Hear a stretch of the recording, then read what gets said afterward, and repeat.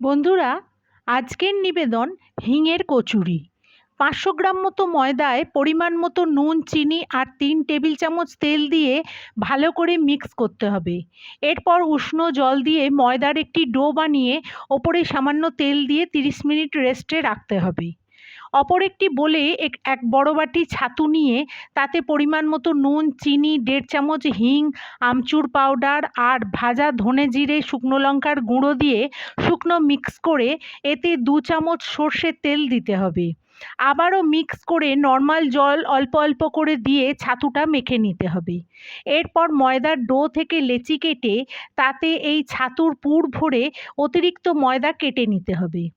লেচি গোল গোল করে বেলে রিফাইন্ড তেলে এপিটোপিট ভেজে তুলে টিস্যু পেপারে অতিরিক্ত তেল ঝরিয়ে আনন্দ করে খেয়ে নিন হিঙের কচুরি।